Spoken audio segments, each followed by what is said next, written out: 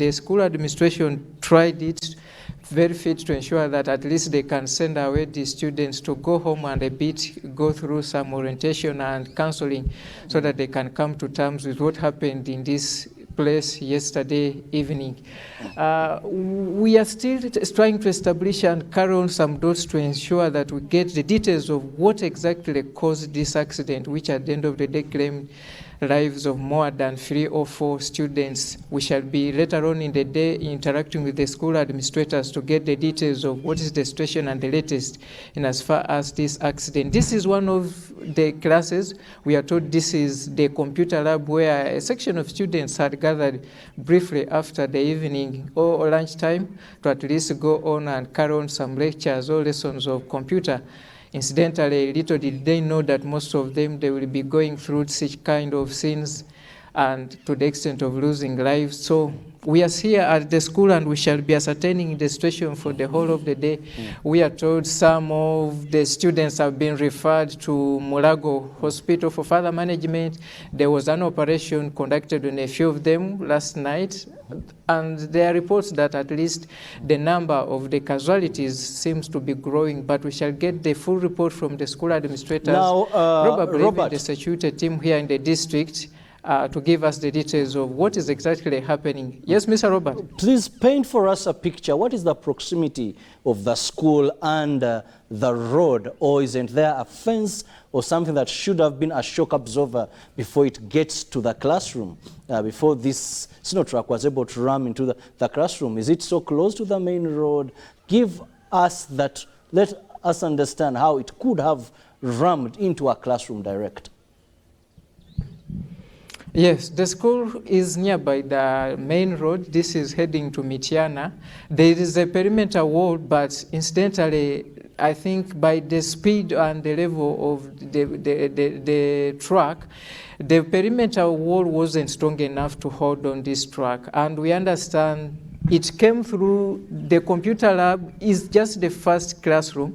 Then after it hit the classroom, that is the computer lab, it had to go again through the school compound to another classroom. This is where it finally rested from. I don't know if my camera person can turn around and show you. This is the beginning point of the incident. As soon as it hit the perimeter wall, it came through this a bit an open place, then it came through the computer lab, and it didn't stop there. The sino truck had to come in up to another classroom where it finally landed. And we are told it was a moment of very much anger and somber here as students and teachers gathered to ensure that they save lives. Okay, and now after that happening... Now that is the sino truck, and we are told police is trying to at least, by the end of the day, they will be making efforts to remove it out. And this is where some of the students who were also having the evening classes, at least they some found their way out. Some were helped by the staff and the security teams here to ensure that they at least save lives. So we have been interacting with some of the communities. Everyone is surprised on what exactly happened and how it happened. And normally we are told the computer classes attract almost every student here, but yesterday was a lucky day that the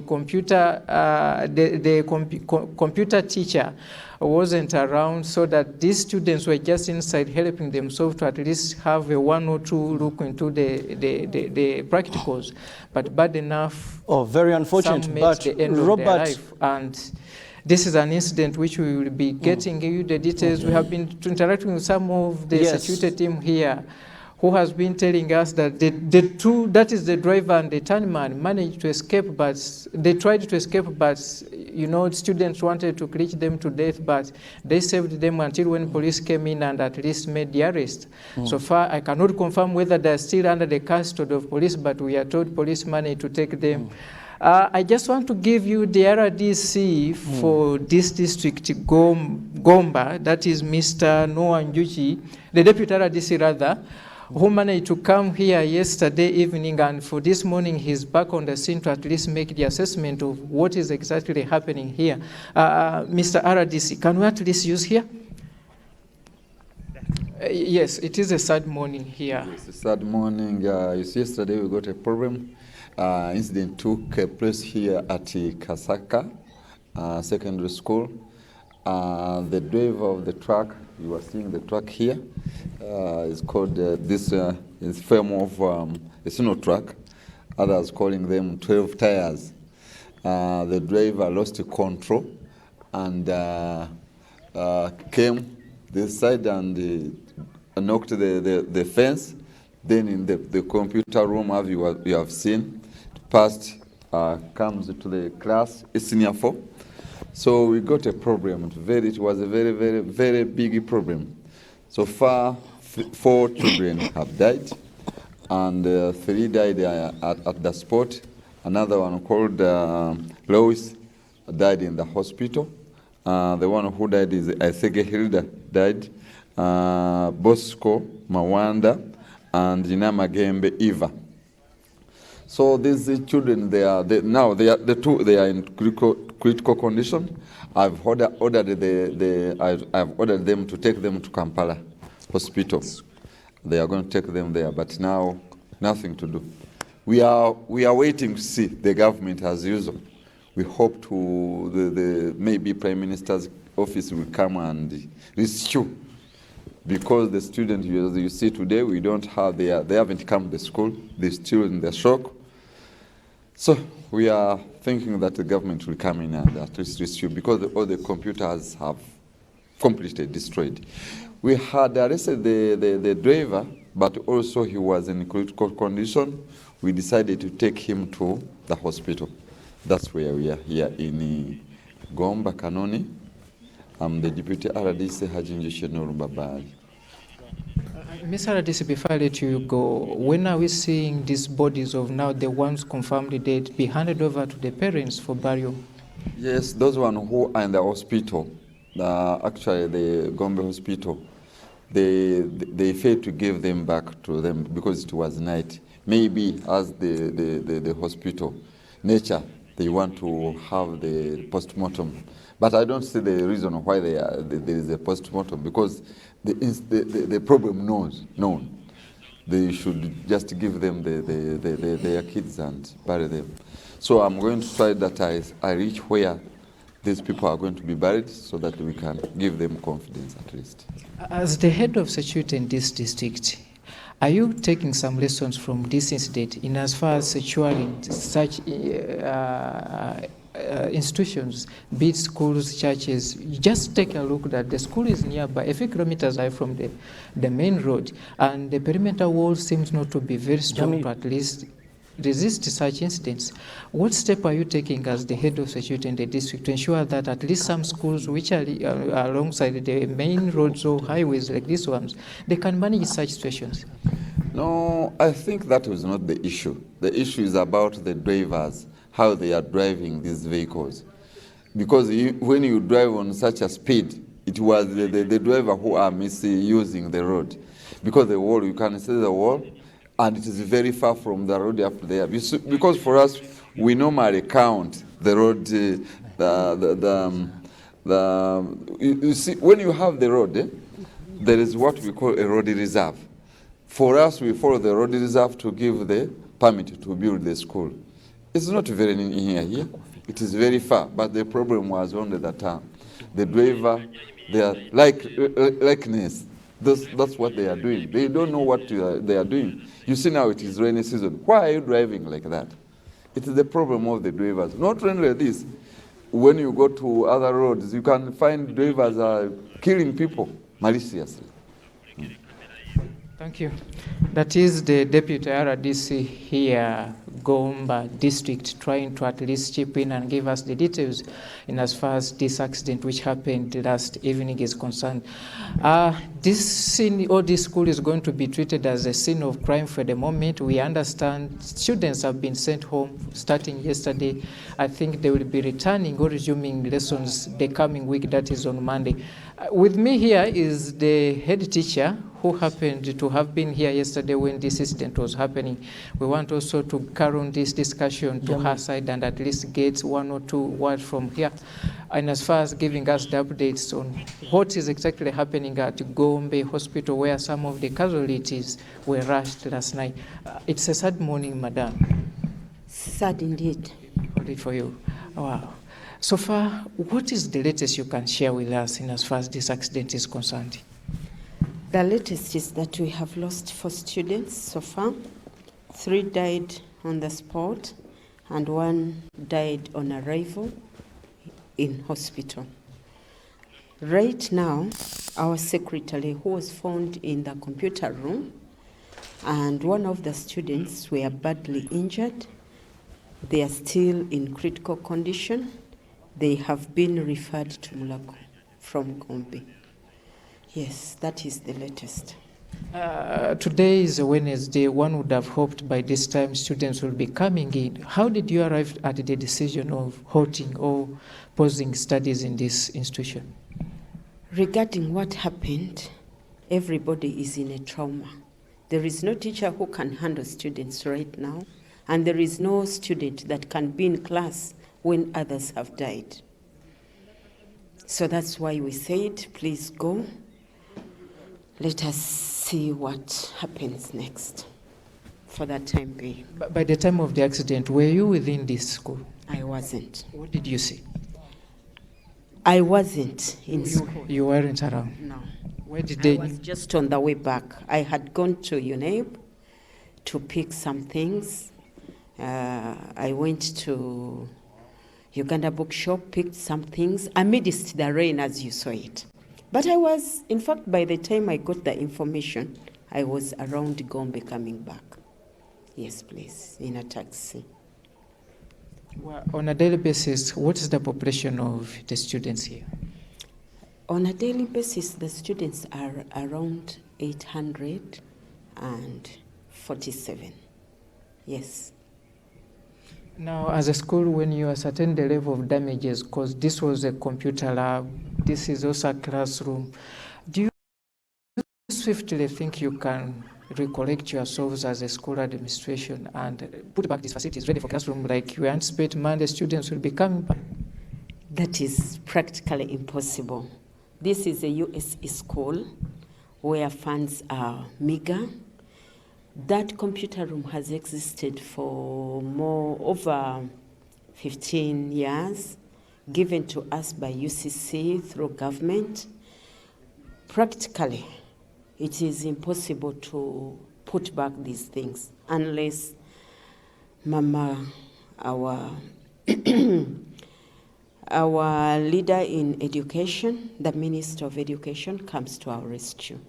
But as a school, practically it is impossible to put back these things. I don't know how far you have gone with the barrier arrangements. Do you intend to at least chip in to help parents to ensure that you give a befitting send-over of their beloved ones? As a policy of this school, whenever a student or a parent dies, or a close relative of a worker, we come in as we can. Right now, I cannot tell you we have arranged this way or that way because of what happened. We were still in that trauma. In fact, we are still in that, given the fact that some of our students are really in critical condition. But we normally go or send representatives for burial, but we cannot give a befitting burial because of financial constraints. But normally, we do what we can to contribute. Yes, please. At a personal level, could you have associated with some of the deceased, and what kind of students have they been in this school? Incidentally, one of the students, the S5 student who died, has been here hardly 2 days in the school, had just reported. Although we know the parents and some of her siblings went through this school. That one I didn't know on personal level. But this senior 4 student, at least that one I know. all I knew. She was really, and the S2, they were really very vibrant. In fact, the S4 one was the one even who led during the chapel. Tuesdays, we normally have chapel time. So one of these students was one of them who led in the chapel. We go to the cathedral chapel. So many of them are recalling the incident and how this person, the student, participated. Well, Robert, All in all, we pray that God rests their souls in eternal peace. is Well, that happens to be one of she is rightly the head teacher of this school and trying to at least give us what is the latest in as far as the yesterday incident is concerned. You hear her giving us some of the memories she could be recalling about the deceased and telling you something which is very, very touching, that one of the students had just recently led the prayers at the chapel. That is a very, very trying moment for the school. What we can do for them here is to just accord them prayers to ensure that at least they come into terms with this incident and giving a hope of sense to the families who each lost their beloved ones. Now, like you can see, the premises have been sealed off by police and they are now treated as a scene of crime. Here, the parents and teachers are also trying to at least ensure that they recollect the moments of what exactly happened and how it really happened. We shall cut it short. I don't know if I have some more questions from Mr. Robert and the team at Broadcast House. Then I can pick one or two before we proceed. We shall also be going at GOMBA Hospital to ensure that we get the details and analysis of what is exactly happening here in as far as managing the casualties and the preparations of handing over the bodies to the families to ensure that they go and at least have the final rest of their students or their sons and daughters who could have lost their life during the last evening's incident here. Police is also already at the scene trying to at least carry on its usual mandate of examining the scene of crime to ensure that at least they dot the lines to at least gather evidence, and probably if they choose to go the way of seeking legal avenues against the driver, then that will be benched on the evidences collected here at the scene. But so far, many people will tell you it was an overspeeding incident which at least wasn't managed by the driver. He resorted to at least hit the perimeter wall, then came into the classroom, that is the computer lab, and finally landed at the other classroom, which happens to be an S4 lecture room before. And we are told by, there was someone here whom I was trying to at least... Robert, I have to let you go. He was giving us the moments, how the driver was trying to escape and how they managed to save him from the angry students who had wanted they had even brought in here wood and fire to set a blaze on him, but the security personnel here, I don't know whether I can see him, and he gives us one or two incidents. You can see that is the head teacher with some of the parents and the teachers. Police is also around. Robert. Right. Good morning, sir. Did you still have some energy to speak to us? What did you see yesterday? My first day is Uganda. Okay. Kyabadde kityo olunaku lwajjo olabika okyali mu kiyungu. Kati ekyabaddewo twafunyemuuko obuzibu, emmotoka twagirabe ng'ekkirira ng'eva ku luguudo lw'Emityana ng'egenda okukima omusenyu mu Lwera. Kati nekkirira ku ssomero neyisa bubi essomero neyita mu computer lab, abaana ne bafaamuuko abafudde nekwatiramuuko ne senior 4.